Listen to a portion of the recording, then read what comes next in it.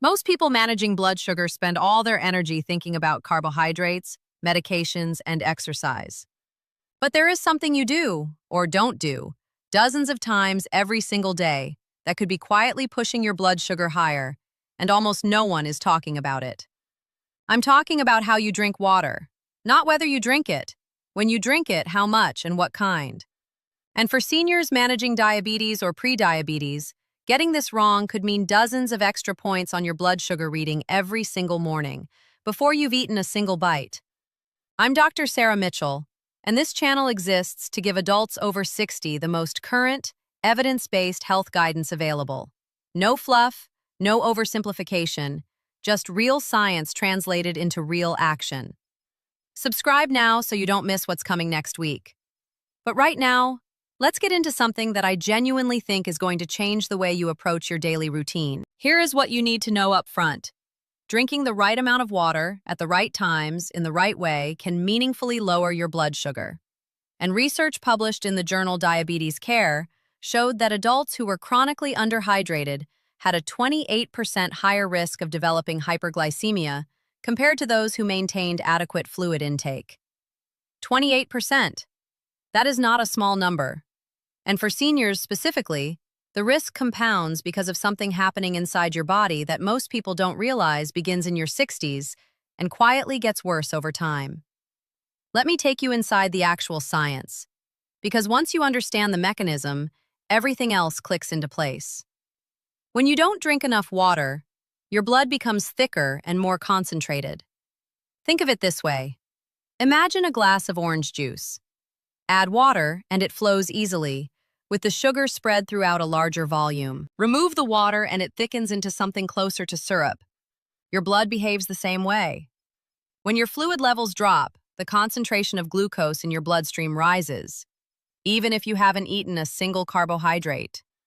Your fasting blood sugar can climb simply because there is less fluid moving through your system, and the same amount of glucose is now suspended in a smaller volume of blood. But that is only half the story. Here is the part that genuinely surprised many of my colleagues when the research began accumulating. When your body detects dehydration, it releases a hormone called vasopressin, also called antidiuretic hormone, which signals your kidneys to hold on to fluid rather than excrete it. That sounds like a reasonable protective response.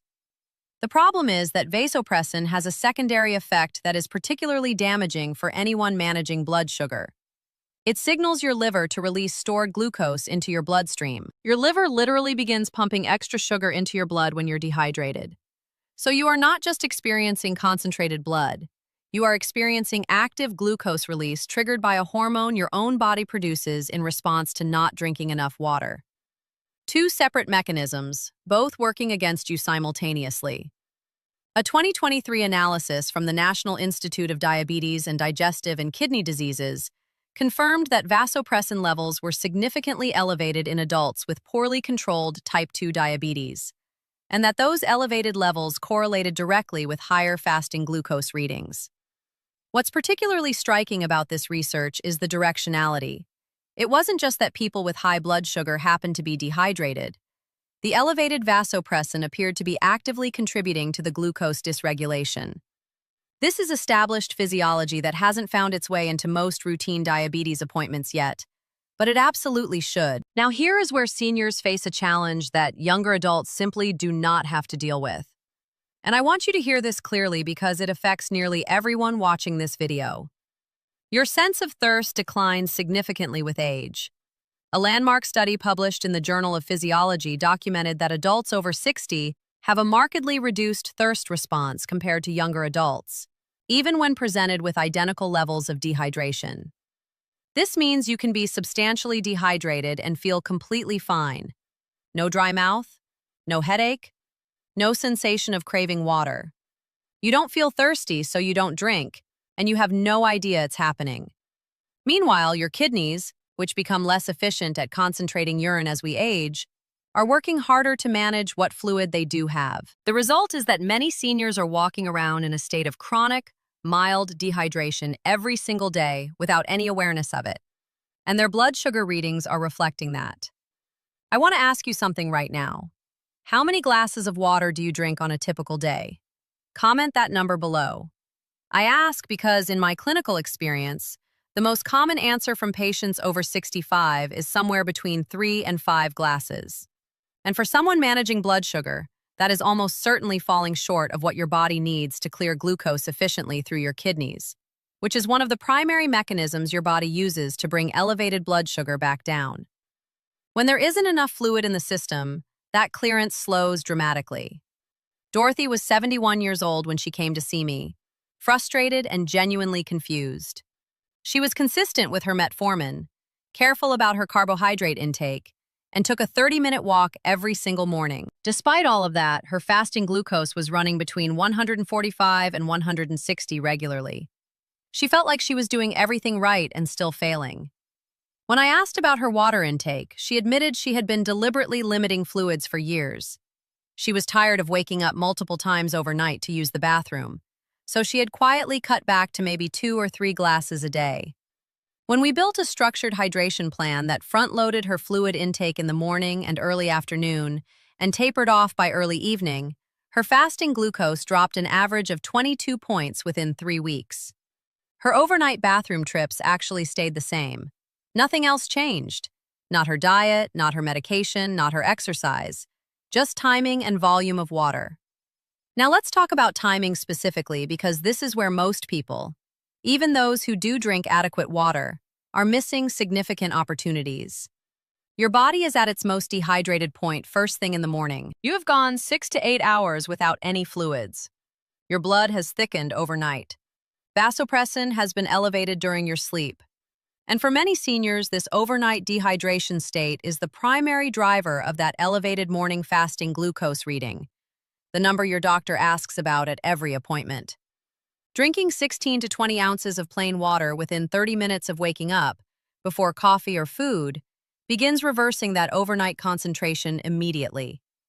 It rehydrates your blood, activates kidney filtration, and suppresses vasopressin before that hormone has a chance to trigger additional liver glucose release. A 2021 review in the journal Nutrients confirmed that morning rehydration in adults with type 2 diabetes was associated with meaningfully lower fasting glucose readings compared to those who delayed fluid intake until mid-morning. This single habit is free, takes about 2 minutes, and has some of the best return on effort of anything I recommend in this space. The second timing strategy supported by strong research is drinking water before meals, specifically about 15 to 20 minutes before you eat. A study published in the journal Obesity found that adults who drank approximately 16 ounces of water before each main meal had significantly lower post-meal glucose spikes compared to a control group that drank the same amount of water at other times. 2 mechanisms explain this.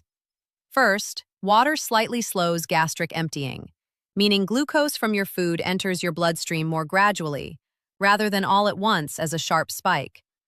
Second, the pre-meal water creates mild fullness that supports natural portion moderation without requiring willpower or calorie counting. You're not just managing thirst, you're actively modulating the rate and magnitude of blood sugar elevation after every single meal. But wait, before I give you the exact protocol, there's something important I need to address, because getting this wrong can create new problems. Some seniors who dramatically increase their water intake too quickly can dilute their electrolytes, particularly sodium and potassium, a condition called dilutional hyponatremia. Symptoms include unusual fatigue, muscle cramps, brain fog, or lightheadedness. This is more common with very sudden, very large increases in fluid intake, but it's worth understanding. You can support electrolyte balance by including naturally hydrating foods, cucumber, celery, zucchini, leafy greens, and moderate amounts of coconut water, which provide fluids and trace minerals together. Avoid commercial sports drinks designed for athletes, which typically contain substantial added sugar that directly undermines blood sugar management. One more question I hear often from seniors. Do sparkling water, coffee, and tea count? Yes, unsweetened sparkling water absolutely contributes to daily hydration and has not been shown to negatively affect blood sugar. Plain black coffee and unsweetened herbal tea also count toward your fluid intake, despite the persistent myth that caffeine causes dehydration. The research does not support that in moderate amounts. What does not help, and may actually interfere with insulin sensitivity, is artificially sweetened beverages. The evidence on zero-sugar drinks and their effect on blood sugar regulation in older adults is genuinely mixed, with some studies showing disrupted gut microbiome changes that affect glucose metabolism. I recommend limiting them if blood sugar control is your priority. Harold was 68 years old and had been living with type 2 diabetes for 11 years. He was managing reasonably on medication, but his post-meal spikes were consistently running above 185, sometimes touching 210, and his physician was considering increasing his dose. Harold barely drank water. Coffee in the morning, maybe one glass with dinner. That was his typical day. We added 3 specific hydration moments to his existing routine: morning rehydration, pre-lunch water, and pre-dinner water, without overhauling anything else. Within 6 weeks, his post-meal readings had dropped an average of 31 points. His physician held off on the medication increase and scheduled a 3-month recheck instead. Does your doctor talk to you about hydration during your diabetes visits? Comment yes or no below. I want to know how often this conversation actually happens in primary care. Here is exactly what I want you to do, starting tomorrow. First, drink 16 to 20 ounces of plain water within 30 minutes of waking up, before coffee, before food, before anything else. This is non-negotiable if you want to address the overnight dehydration window. Set your water bottle next to your bed the night before so it's the first thing you reach for. Second, drink 12 to 16 ounces of water approximately 15 to 20 minutes before each main meal. Before breakfast, before lunch, before dinner. A phone alarm works well until the habit is automatic. Most people need 3 to 4 weeks before it becomes second nature. Third, work toward a total daily intake of 64 to 80 ounces. If you're currently at 3 or 4 glasses, don't try to get there in 3 days. Add 1 to 2 glasses per week over a month, allowing your bladder and your kidneys to adjust progressively. Front-load your intake. Aim to have 2/3 of your water consumed before 3 in the afternoon so it doesn't disrupt your sleep. Fourth, add at least 1 high water content food to 2 meals daily. Cucumber, celery, zucchini, romaine lettuce, and strawberries are all above 90% water by weight and also provide potassium and magnesium that support insulin function. Fifth, avoid drinking large amounts of water during meals. Pre-meal is where the blood sugar benefit lives. Excessive water during eating can dilute stomach acid and slow digestion in ways that are counterproductive. Sixth, and this one sounds small but makes a real difference, keep a water bottle visibly in front of you throughout the day. Research on behavioral habits shows that environmental cues drive compliance far more reliably than motivation alone. If the bottle is visible, you will drink from it. If it's in a cabinet, you probably won't. One essential safety note before you start: if your doctor has restricted your fluid intake due to kidney disease, heart failure, or a related condition, you must review this approach with your physician first. Increased hydration can affect how diuretics, ACE inhibitors, and certain diabetes medications function, and your physician needs to be part of this decision for your specific health situation. The bottom line of everything I've covered today is this: water is not passive background noise in diabetes management. Used deliberately, the right amounts, front-loaded in the day, timed before meals, it lowers fasting glucose, reduces post-meal spikes, supports kidney clearance of excess blood sugar, and suppresses the hormonal mechanism that causes your liver to release additional glucose when you're dehydrated. The research is clear, the physiology is understood, the intervention costs nothing.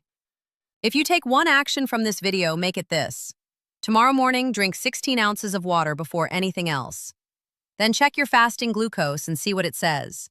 Comment, starting tomorrow, if you're committing to the morning habit.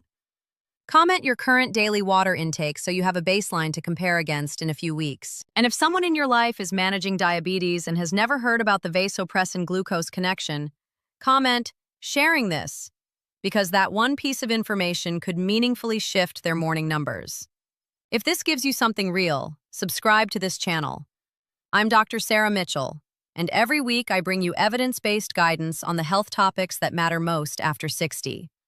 Next week, I'm covering the one common breakfast that millions of seniors believe is completely safe for blood sugar, and why the latest research tells a very different story. You won't want to miss it.